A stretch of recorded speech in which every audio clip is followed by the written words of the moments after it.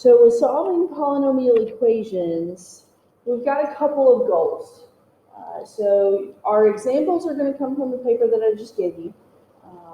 Whether you want to jot this at the top of your paper or on a separate sheet of paper, whatever you want to do, your goal when you're solving polynomial equations should always be, first and foremost, you want to factor as much as possible. Because again, reality is most of the time in the real world, on your NCFE, whatever the case may be, you have the technology at your disposal. But if you're planning on going to calculus, this is a skill that is essential.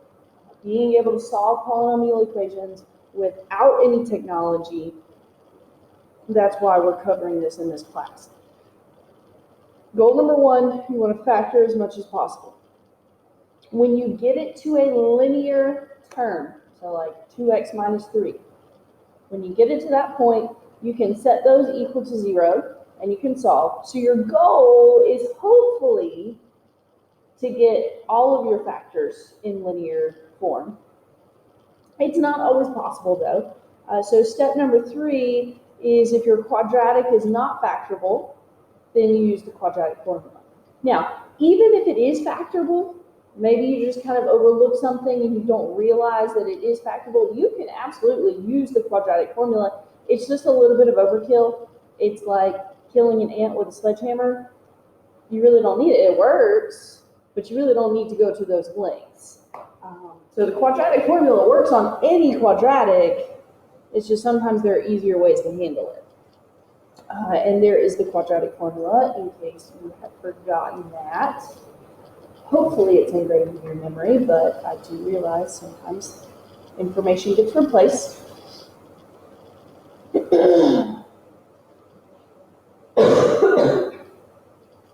So this very first example, I want to look at a couple of different perspectives to start with, just so that we get the whole big picture. So the first thing that I'm going to do with this first example is I'm going to graph it, because remember, graphing always shows you where an equation is equal to 0, or really where an equation is equal to anything. We just typically focus on where it's equal to 0. So this is number 1 from your paper, 2x cubed minus 3x squared minus 2x. I will come back to the screen in just a second if you're still writing. But I want to look at its graph first. Okay, so this is on Desmos. I've already got it in there. We're trying to solve, so anytime we're solving, we're saying, where does this equal 0? So it's a third degree, so we are expecting 3 solutions. And we see that this one does indeed cross the x-axis 3 times. Desmos makes it really, really easy to find where those 3 points are. 2, 0, and -1/2, or -0.5. So I wanted to start this way to show you we really already know what the answer is. Our answers are going to be 2, 0, and -1/2. But let's look at getting those answers algebraically. Okay, so we want to factor as much as possible. Anytime we're factoring, we always start by finding a GCF first. I'm going to replace the f of x with 0, because if we're trying to solve, we're looking for the function to be equal to 0. In terms of GCF, 2, 3, and 2 don't have a numerical GCF, but all those terms have an x. So we want to pull out that common factor of x. And now we have a quadratic that is factorable further. 2x times x is 2x squared. The only factors of 2 are 1 and 2. We just got to figure out how to strategically place them. The 1 needs to come first with the 2x, and then the 2 is with the x. We do have opposite signs here because it was -2, and we need -3, so our 2 here needs to be negative, and our 1 needs to be positive.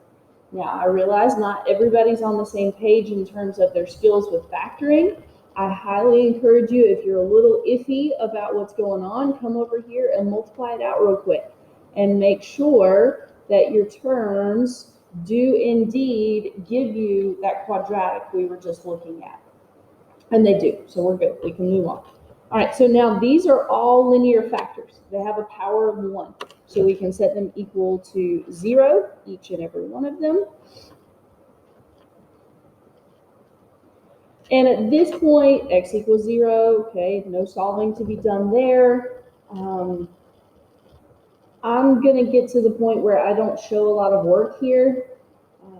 And I don't really think that it's necessary to show a lot of work. If you want to show the work, show the work. If you want to show the adding 2, the subtracting 1, the dividing by 2, that is 100% fine.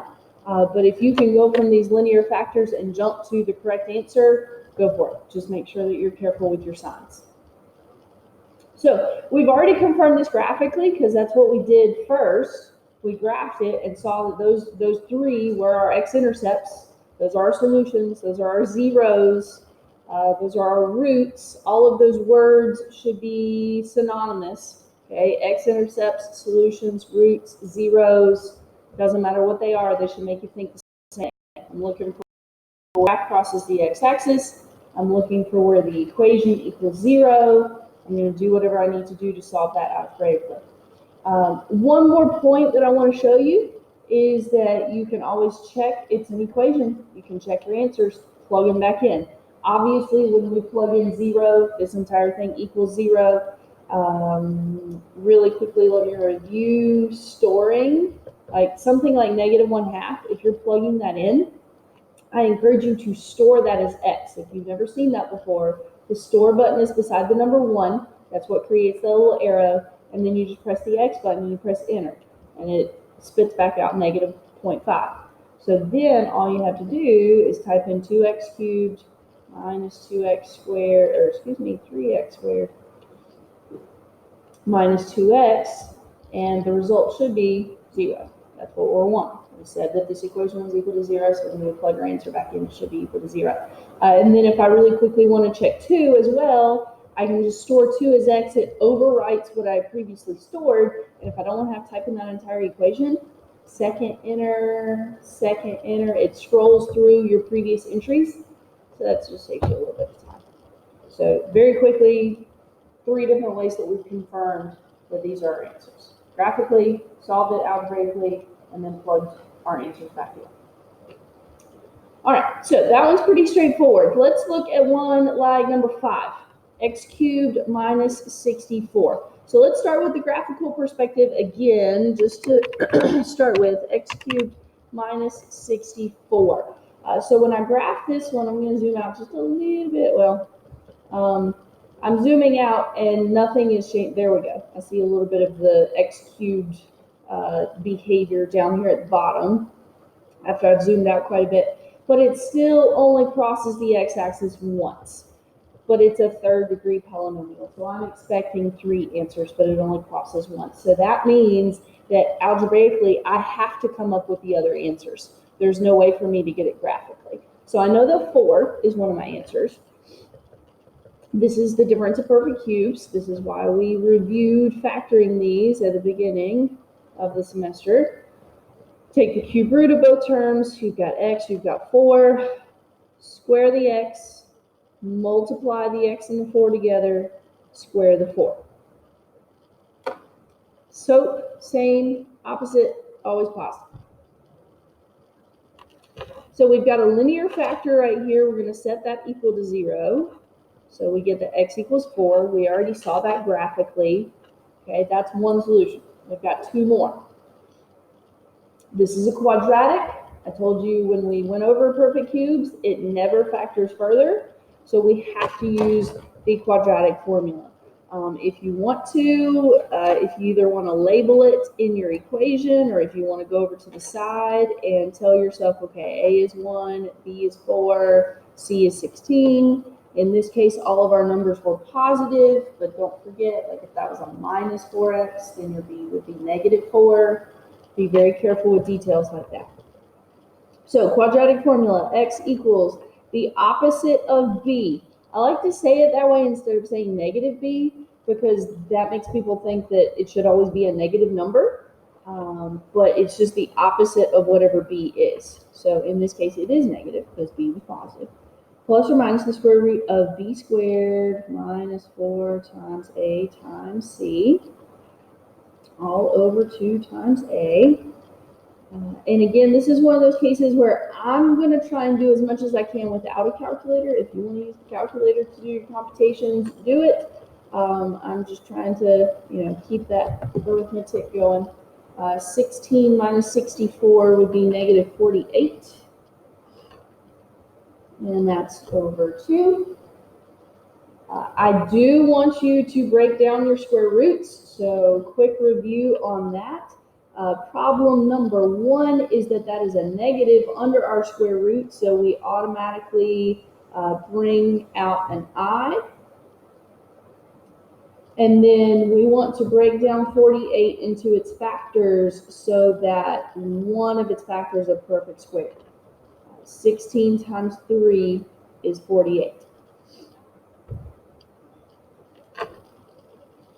The square root of 16 is 4. So 4 comes out of the square root because we can take the square root of 16.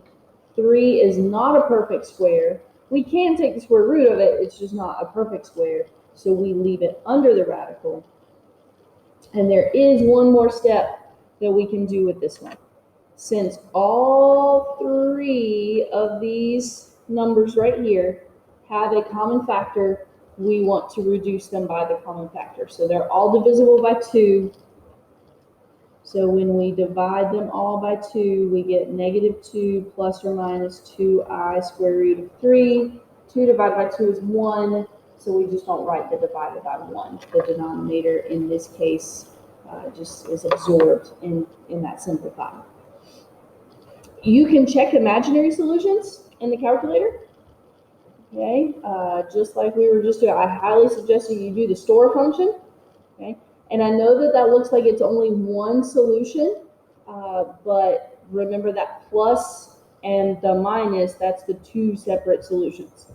So negative 2 plus 2i squared to 3, store that as x. It spits out the decimal approximation for that. You really don't care about it. You just want to make sure that when you plug it in, it gives you 0. If that one works, the other one works, but if you really want to check it, then, you're welcome to, whoops, wrong button, second decimal. You can store the minus as x, and then x cubed minus 64, it does equal 0 as well. Okay, so 1, 2, 3 solutions. Any questions about that? The imaginary solutions are never going to show up on the graph. So unless you have answer choices, you have to use the quadratic formula to find those. Unless there's something that I don't know, but I'm pretty sure that's it.